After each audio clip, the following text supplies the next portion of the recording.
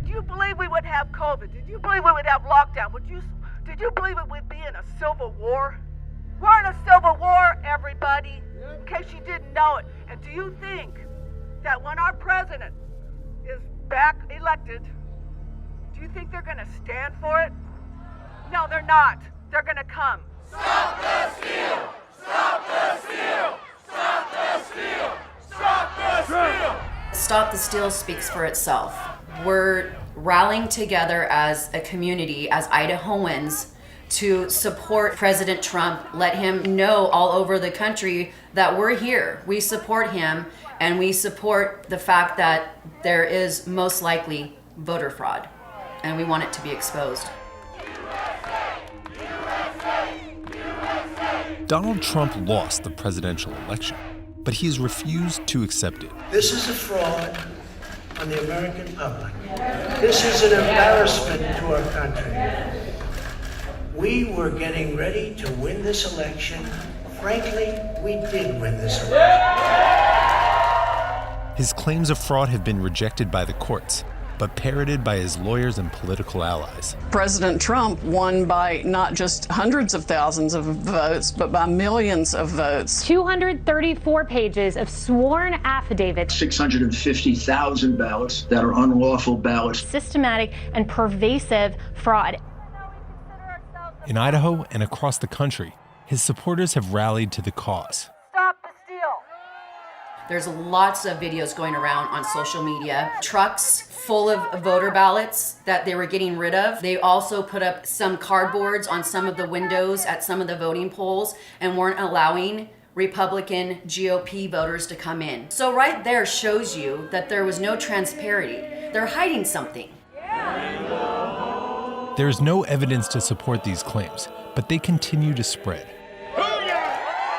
It's hard to tell, right, whether that's an institutionalized campaign to promote disinformation or whether it's literally just grassroots people grasping at straws. And I think it's a little bit of both, probably. And I think at some point it doesn't actually matter, right? That as long as this information is circulating within the overall media environment, that it's going to cause problems. Facebook has cracked down on false election claims, but groups have found other ways to organize. People are moving to new outlets. They're moving to MeWe and to Parler because they're not censored. People need to know that they need to write their congressmen, they need to write their governor, their mayors. Everybody needs to get active. They want you to think that this is over. They want you to think that we lost. In Idaho, elected leaders have joined the protests. Trump is a horrible person. The Republican Party in general needs to take a more active role in the system of government and come out and verbally state that, yes, we need to have integrity in election. We need to make sure that things are done correctly and that we need to be supporting that process. The process is rigged. This whole election is being rigged. Crying foul is a familiar strategy for Trump. He's done it since 2016, in an election that he won. There are a group of people, mainly white and blue collar, who feel forgotten. And Donald Trump has, over the last 3.5 years, mobilized them by saying, I am yours, you are mine, and I have enemies. But you know the good part? Now I can be really vicious. I can be really vicious. And we're going to start by saying that the Democrats are trying to rig this election because it's the only way they're going to win. And you have charismatic, powerful, highly critical, negative leader who's saying, don't trust them. They're not trustworthy. They're thieves. They're taking your leader away from you. They're very vulnerable to that. He loves Americans. He loves all of us. This is about democracy. If we allow our election and fraud to take over and the wrong person to get into office, then there goes our election. It's gone. How can we trust after this election? The fact that Trump is undermining people's trust in the democratic process is really dangerous.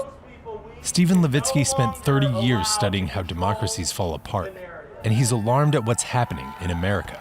If people lose faith in the democratic system, if people do not believe that elections are free, they'll be more likely to tolerate violence, fraud, attacks on the process.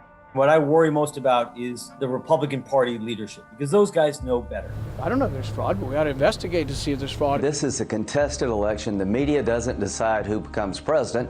If they did, you would never have a Republican president for forever. Anyone who's running for office can exhaust concerns about counting in any court of appropriate jurisdiction. For our democracy to survive, they have to break with Trumpist abuses. They have to denounce efforts to steal elections. They have to denounce violence. They have to denounce institutional abuses. Their silence in the face of egregious abuse on the part of the president is really, really troubling going forward. In short, the Republican Party is showing signs of becoming an anti-democratic party. For all those of you who voted for President Trump, I understand the disappointment tonight. I've lost a couple times myself, but now let's give each other a chance. Joe Biden, the president-elect, has responded with calls for national unity. But Trump's most passionate supporters are not ready to move on. Where was the national unity 4 years ago? Right? The day Trump won.